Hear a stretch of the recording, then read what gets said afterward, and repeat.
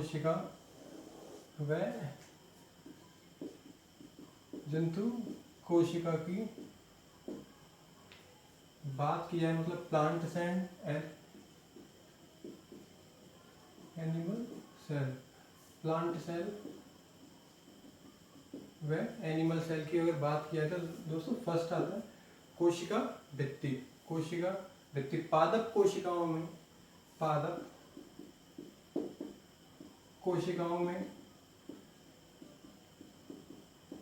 कोशिका भित्ति,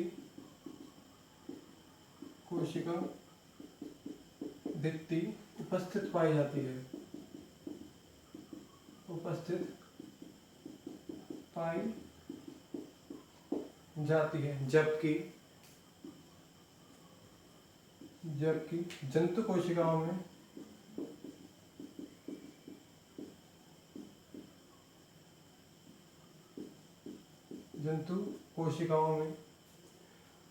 कोशिका भित्ति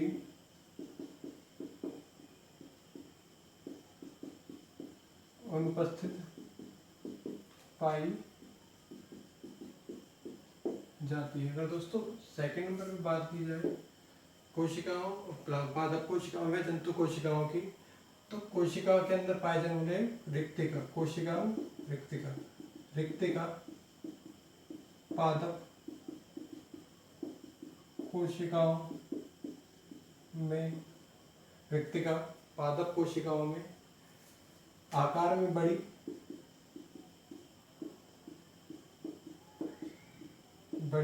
व संख्या में कम पाई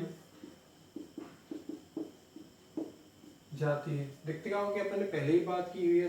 कोशिकाओं में रिक्तिका का कार्य होता है कोशिका के अंदर बनने वाले जितने भी अपशिष्ट पदार्थ होते हैं उनको एकत्रित करने या संग्रहित करने का कार्य और रिक्तिका करती है। पादप कोशिकाओं में रिक्तिका का आकार बड़ा होता है तथा संख्या में कम पाई जाती है। जबकि जंतु कोशिकाओं में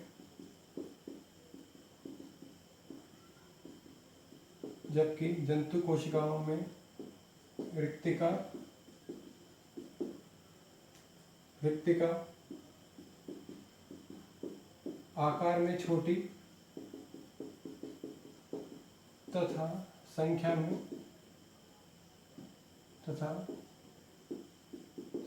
में ज्यादा पाई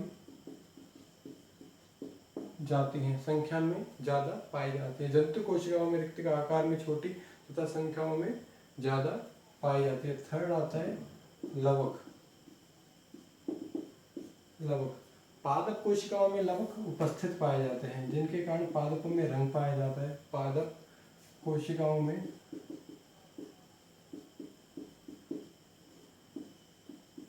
लवक प्लास्टिड्स, जिसकी खोज हैकल के द्वारा की गई थी। लवक 3 प्रकार के होते हैं, हरित लवक, वर्णी लवक, अवर्णी लवक। पादप कोशिकाओं में लवक उपस्थित पाए जाते हैं जबकि जंतु कोशिकाओं में लवक अनुपस्थित पाए जाते हैं। जंतु कोशिकाओं में लवक प्लास्टिड्स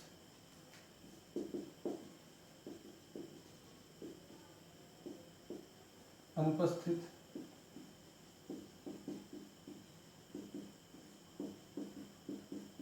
पाए जाते हैं। इन लवकों में हरित लवक पाया जाता है। हरित लवक के द्वारा प्रकाश संश्लेषण से भोजन का निर्माण होता है, अर्थात पादपों में प्रकाश संश्लेषण द्वारा भोजन का निर्माण किया जाता है। और दोस्तों ऐसा कोई भी जीव जो कि प्रकाश संश्लेषण के द्वारा भोजन का निर्माण कर लेता है, क्या कहलाता है? स्वयपोषी कहलाता है। क्या कहलाता है? स्वयपोषी कहलाता है। पोषण के आधार पर जीवों को 3 प्रकार में बांटा गया है, सहजीवी, स्वयपोषी, सहजीवी और परपोषी या परजीवी। ठीक है, तो पादपों में प्रकाश संश्लेषण का द्वारा भोजन का निर्माण होता है, इसीलिए पादप स्वयपोषी, ऑटोट्रॉफिक। स्वयं का मतलब होता है स्वयं, पोषी पोषण, स्वयं पोषण अर्थात खुद का भोजन खुद स्वयं बना लेना, स्वयपोषी कहलाते हैं।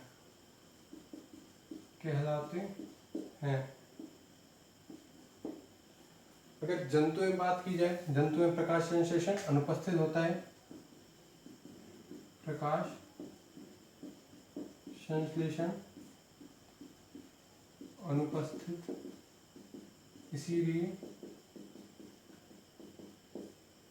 इसीलिए जंतु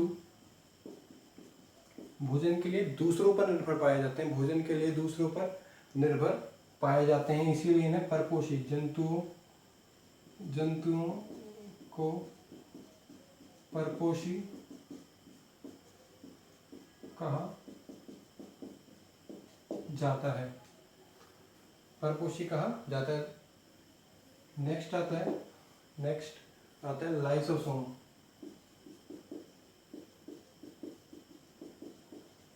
जिसकी खोज डी डुबे के द्वारा की गई थी। इसमें हाइड्रोलाइटिक जल अपघटनी और प्रोटीन अपघटनी एंजाइम पाए जाते हैं। लाइसोसोम पादप कोशिकाओं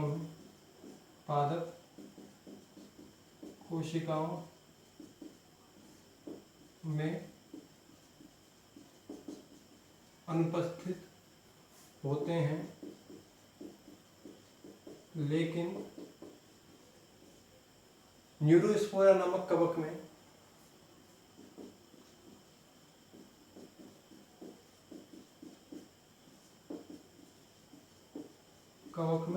उपस्थित होते हैं। और जंतु की बात की जाती है, जंतुओं में लाइसोसोम उपस्थित पाए जाते हैं।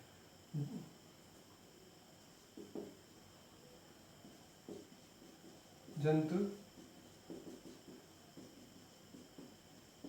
कोशिकाओं में लाइसोसोम उपस्थित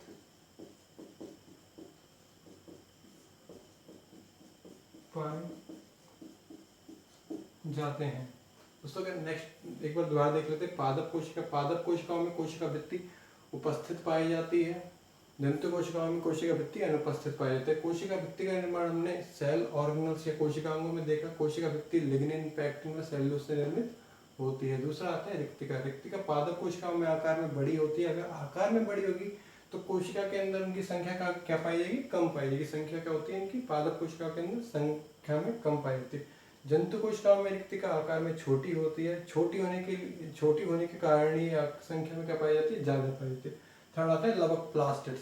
किसी भी पादप कोशिकाओं में रंग के लिए, कलर के लिए उत्तरदायी कौन होते हैं, लवक होते हैं। हरित लवक 3 प्रकार के होते हैं, हरित लवक, वर्णी लवक व अवर्णी लवक।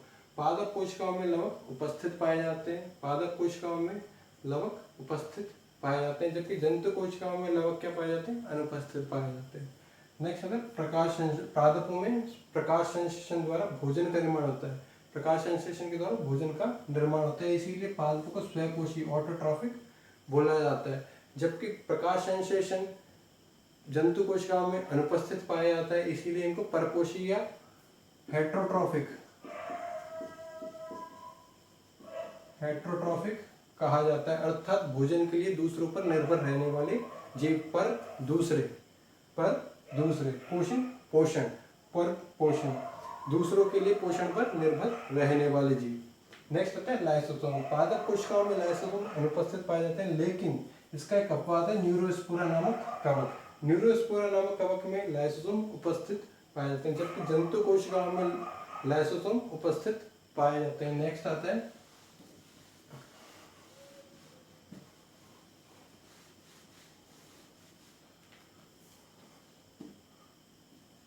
नंबर संचित खाद्य पदार्थ। दोस्तों पादप कोशिकाओं में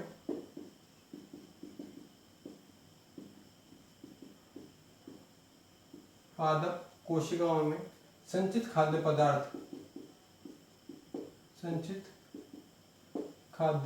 पदार्थ स्टार्च या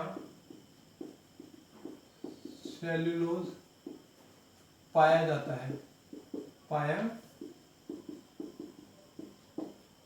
है, जबकि जंतु कोशिकाओं में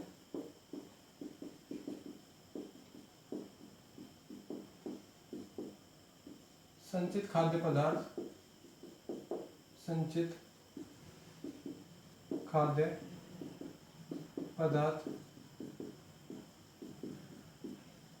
ग्लाइकोजन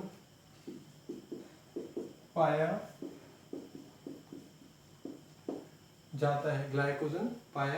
जाता है। पादप कोशिकाओं में संचित खाद्य पदार्थ दोस्तों जब किसी भी कोशिका के अंदर तब काम आता है जब उसको पूर्ण रूप से भोजन प्राप्त नहीं होता, तब जितना भी स्टोर्ड फूड होता है उसका बटन होना प्रारंभ होता है। तो पादप कोशिकाओं के अंदर संचित खाद्य पदार्थ में स्टार्च या सेल्यूलोज पाया जाता है, जो कि एक प्रकार का क्या है, कार्बोहाइड्रेट, और ये टूटकर ग्लूकोज का निर्माण करता है।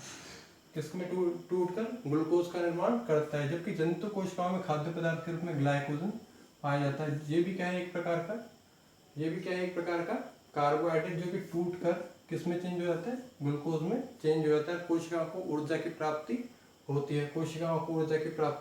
होती है। Thank you.